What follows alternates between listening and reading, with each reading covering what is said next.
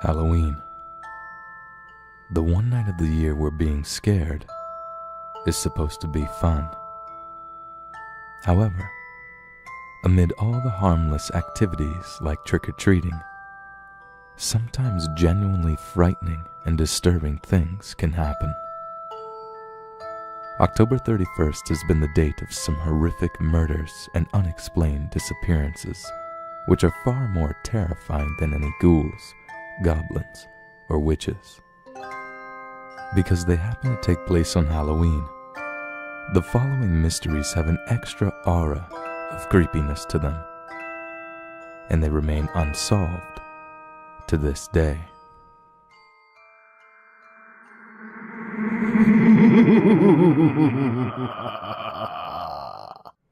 Number 10.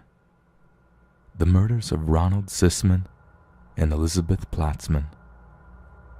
Sometime during the early morning Halloween hours of 1981, a Manhattan couple named Ronald Sisman and Elizabeth Platzman were murdered in their apartment, which was located near Greenwich Village. The couple was severely beaten before being shot in the head, execution style, and the apartment was completely ransacked. Sisman was rumored to be involved in drugs, so authorities initially believed that to be the motive for the killings. However, the case took a bizarre turn when a prison informant claimed that one of his fellow inmates had somehow predicted the crime weeks before it actually happened. The inmate turned out to be none other than the notorious Son of Sam killer, David Berkowitz. In 1977, Berkowitz was convicted of a series of shootings which took the lives of 6 victims and left 7 others wounded. There has always been speculation that Berkowitz was involved with the satanic cult and did not commit all the Son of Sam murders on his own. According to the informant, Berkowitz had told him that his cult was planning to enter a residence near Greenwich Village on Halloween. They would perform a ritual murder by shooting a couple in the head before ransacking the place to remove incriminating evidence. When questioned about this, Berkowitz claimed that Sisman possessed snuff footage of one of the Son of Sam shootings and was planning to hand it over to the authorities to avoid some drug charges. While no evidence was found to support Berkowitz's claims, he did provide an eerily accurate description of Sisman's apartment. No one knows if the murders of Sisman and Platzman had anything to do with the Son of Sam case, but they are still unsolved. The disappearance of Cindy Song. Yoon Jong Cindy Song was a 21-year-old South Korean student attending Pennsylvania State University. In 2001, she dressed up in a bunny costume and attended a Halloween party at a nightclub in State College, Pennsylvania.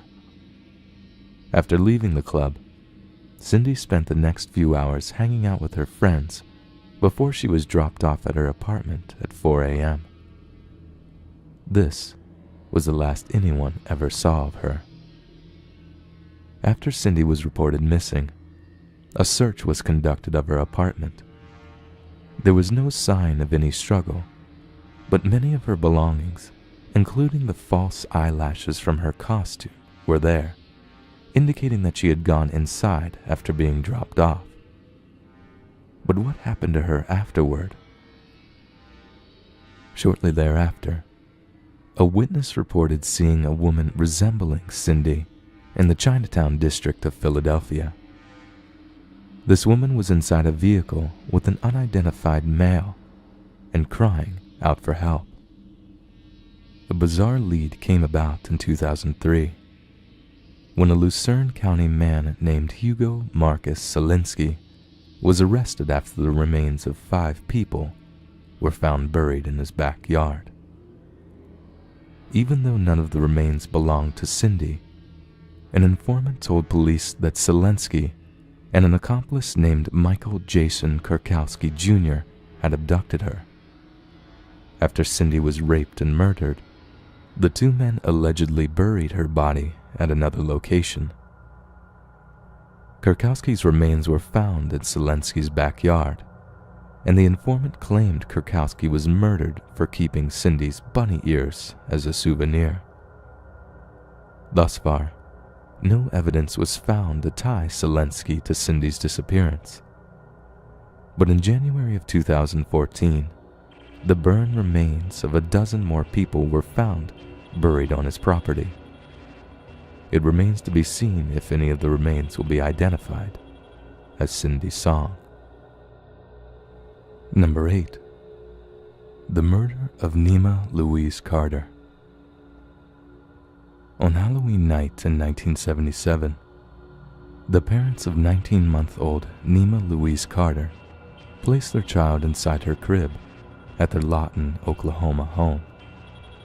The next morning, Nima's parents were shocked to discover that she was missing. Since the windows in Nima's bedroom were locked, it's theorized that her abductor had been hiding in the closet and sneaked the child out of the house while her parents were sleeping in the living room. A month later, a group of kids were playing in an abandoned house 4 blocks away from the Carter home. When they opened up the house's refrigerator, they received a horrifying shock when the decomposed body of an infant came tumbling out. The child was identified as Nima Louise Carter and had died of suffocation. A similar crime had occurred in Lawton in April of 1976, when a pair of 3-year-old twin sisters, Mary and Tina Carpenter, were lured out of their home by a young woman and forcibly confined inside a refrigerator at another abandoned house. When the sisters were found 2 days later, Mary had suffocated, but Tina had managed to survive. Tina identified her abductor as a local teenage babysitter named Jacqueline Rubadour. However, the child's age made her testimony unreliable, and there wasn't enough corroborating evidence to file charges at that time. Jacqueline Rubadour eventually became a babysitter for Nima Louise Carter. She was an obvious suspect after Nima's murder, but once again, there was no evidence to implicate her.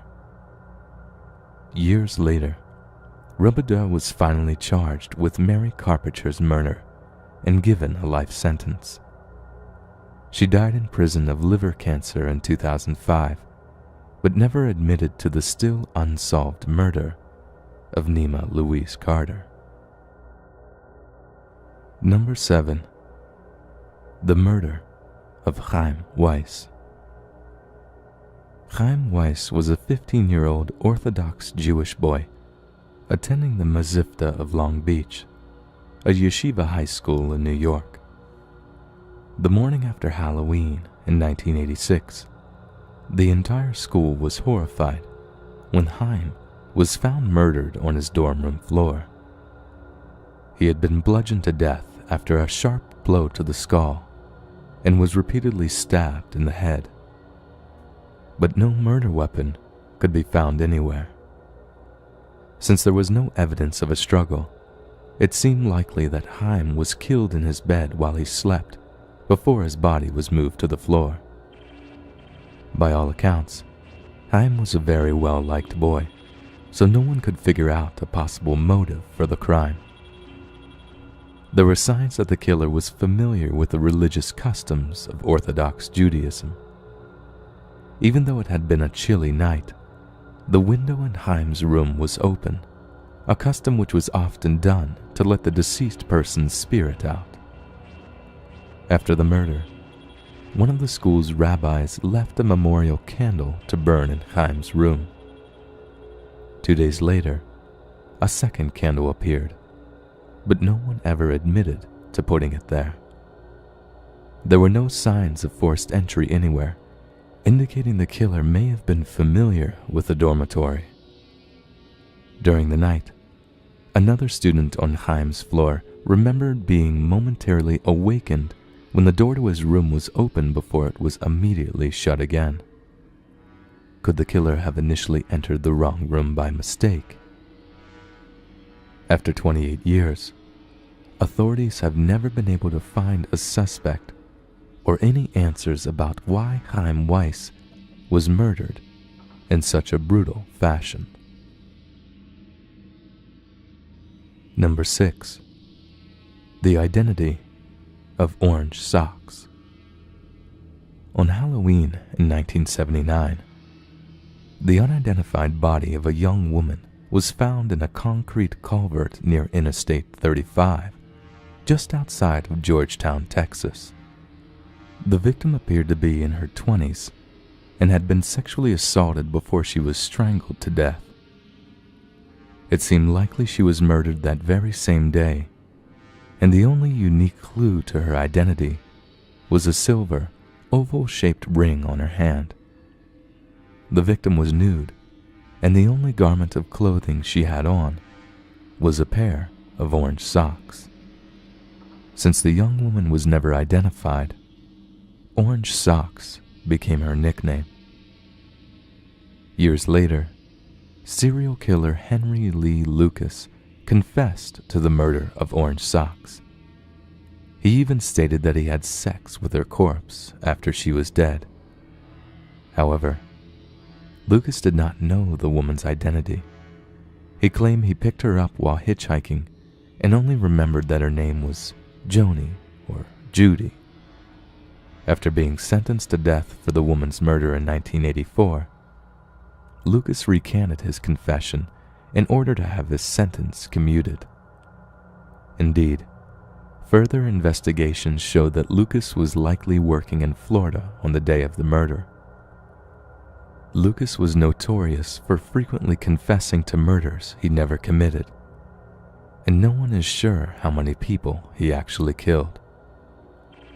Henry Lee Lucas died in prison in 2001, but Orange Socks is not the only unidentified murder victim that he has been connected to.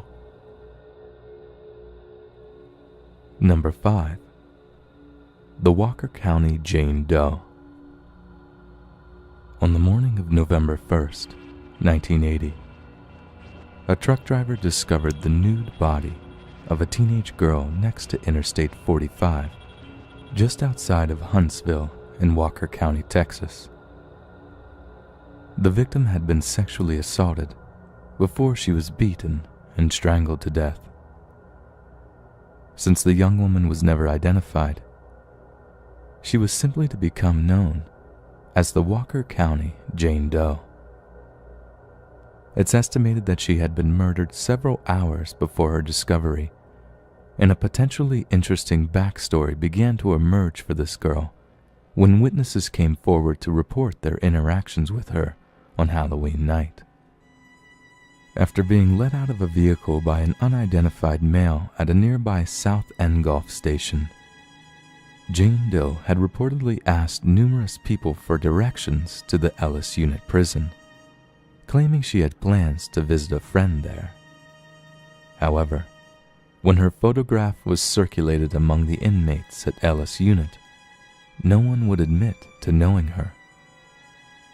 Later that night, a truck stop waitress had a similar conversation with Jane Doe. The girl claimed she was 19 years old and hailed from the Aransas Pass area, and seemed to imply that her parents did not care about her.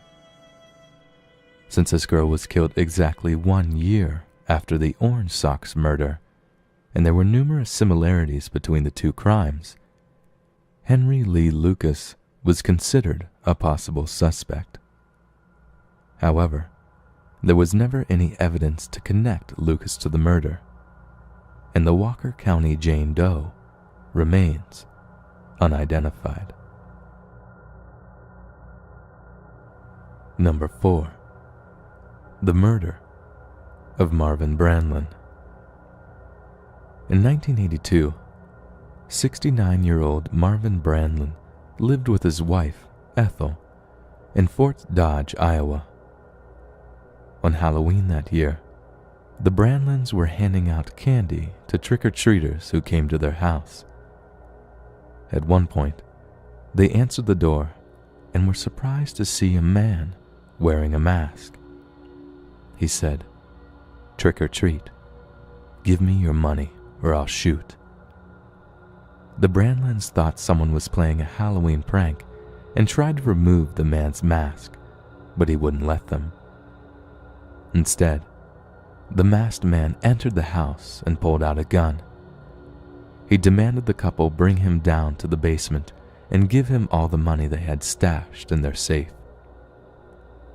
The Brandlins became suspicious, since very few people knew they even had a safe in their basement. For this reason, Marvin was still convinced that a friend or family member was simply playing a Halloween trick on them. When the masked man led the Brandlins through the kitchen towards the basement, Marvin made a grab for the gun. The intruder wound up shooting Marvin in the throat before fleeing the house and inexplicably leaving his mask behind. Ethel was so traumatized by her husband's death that she died only a few months later. Over the years, an acquaintance of the Brandlin family had allegedly bragged about committing the murder, so DNA testing was performed on the mask. However, there wasn't enough usable material for an adequate test, so there is still no evidence to charge this suspect, and Marvin Brandlin's murder officially remains unsolved. Number 3. The death of the Key West newborn. On the morning of October 31st, 2004, a housekeeper at the Hilton Resort and Marina in Key West, Florida, found something in the garbage bin of the ladies' room in the lobby. She may have initially assumed it was a Halloween prank, but the situation became truly horrific when she realized she had found the body of a newborn infant girl. The child still had the umbilical cord and placenta attached to her body, indicating that someone recently gave birth to this girl and decided to toss her into the trash. It did not take authorities long to figure out who was responsible. Hours earlier, a young pregnant woman and 3 male companions were seen walking through the hotel lobby. She entered the ladies' room while the men waited outside. At one point, a female witness went into the washroom and heard the pregnant woman moaning inside a stall. When the witness asked the 3 men if they knew the woman, one of them claimed to be her boyfriend. He even called her name at one point, which sounded something like Samantha or Sonia to the passerby. The pregnant woman was in the bathroom for approximately 40 minutes, and a security guard saw her clutching her stomach when she exited. When the guard asked if she was all right, he was told she had gotten sick by partying too much at the nearby Fantasy Fest. The 4 individuals were escorted out of the hotel, but the child was not discovered until morning. Fingerprints, blood samples, and DNA evidence were taken from the washroom and compared to several suspects, including Casey Anthony. However, the mother and the 3 men have yet to be identified, and no one has been prosecuted for the newborn's death. Number 2. The mysterious death of Chris Jenkins. Chris Jenkins was a 21-year-old student from the University of Minnesota who visited a downtown Minneapolis bar on Halloween night in 2002. After leaving the bar around midnight, Chris vanished without a trace. He remained a missing person for 4 months until his body was discovered in the Mississippi River. Since Chris was still wearing his Halloween costume, all indications were that he died shortly after he disappeared. Chris was heavily intoxicated that night, and since his cause of death was determined to be drowning, authorities initially believed it was an accident or suicide. His parents refused to believe this and pressed for a more thorough investigation. Finally, in 2006, the death was reclassified as homicide. While the authorities have withheld specific details, they claim that an incarcerated suspect told them that he was present when Chris was murdered and thrown off a bridge into the river. Even though police believe this man's story to be credible, no charges have been filed. However, one possible theory is that Chris Jenkins could have been a victim in the mysterious smiley face murders. During this time period, approximately 40 male college students in the United States were victims in a bizarre series of drowning deaths. In some of these cases, unexplained smiley face graffiti was found near the body of water where the victim drowned. This has led some to theorize these deaths are connected and that the victims were drugged before being thrown into a body of water to make their murder look like an accidental drowning. While no smiley face graffiti was ever found in connection to Chris Jenkins' death, investigators cannot overlook its similarities to many other unsolved cases. Number 1. The disappearance of Stephen Damon. On Halloween in 1955, Marilyn Damon took her 2-year-old son, Stephen, and 7-month-old daughter, Pamela, to a supermarket in East Meadow, New York. While she went shopping, Marilyn let Stephen wait outside the store with his sister, who was inside a carriage. 10 minutes later, Marilyn exited the store and was shocked to discover that both Stephen and the carriage were gone. Shortly thereafter, the carriage was discovered about 1.5 blocks away. However, even though Pamela had been left behind inside the carriage, Stephen was nowhere to be found and has not been seen since. In many cases where infants are abducted, it's theorized that the perpetrator wanted a child of their own and decided to raise the missing infant under a new name. Over the years, DNA testing has been utilized in an attempt to determine if Stephen Damon was ever given a new identity. At one point, investigators noticed that Stephen bore a resemblance to the infamous boy in the box, an unidentified child who was found murdered inside a cardboard box in Philadelphia in 1957. However, DNA testing would eventually confirm that Stephen and the boy in the box were not the same person. In 2009, a Michigan man named John Barnes came forward believing he might be Stephen, but DNA testing also ruled this out. It's possible that an adult Stephen Damon might be living another life somewhere under a different identity, unaware that he was once taken from his real family. However, his whereabouts continue to remain unknown.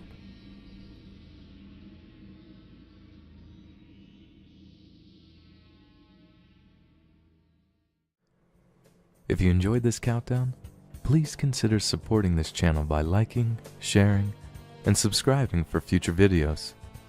And what do you think the next countdown should be? I hope everyone has a spooky and safe Halloween this year. And be sure to stay tuned for more creeptastic videos all this month, here on Let's Read.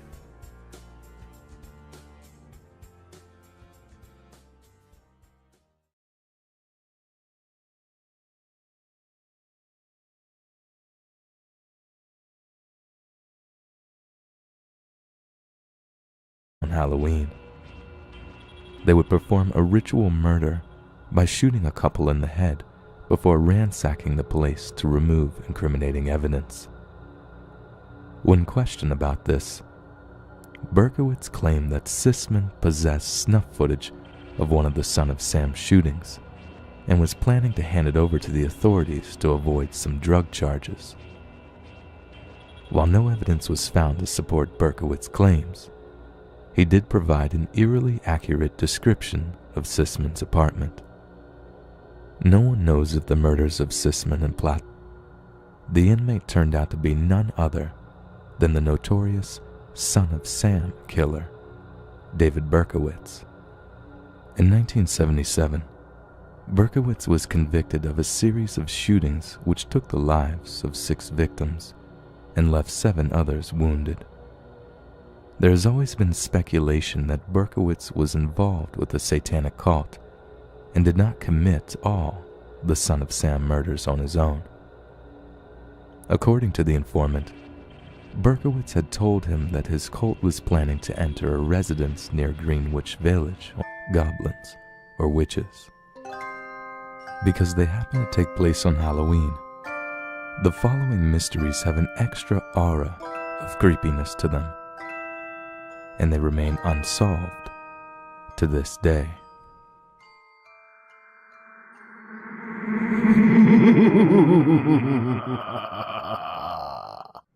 Number 10. The murders of Ronald Sisman and Elizabeth Platzman. Sometime during the early morning Halloween hours of 1981, a Manhattan couple named Ronald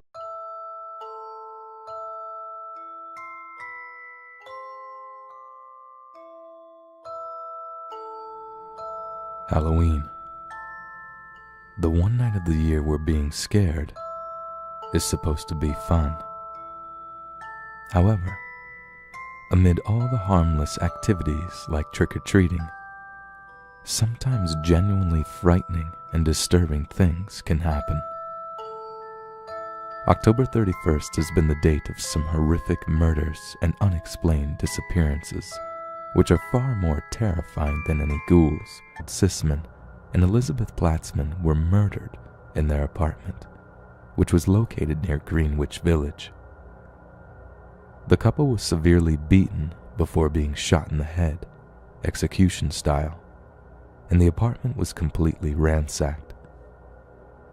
Sisman was rumored to be involved in drugs, so authorities initially believed that to be the motive for the killings. However, the case took a bizarre turn when a prison informant claimed that one of his fellow inmates had somehow predicted the crime weeks before it actually happened.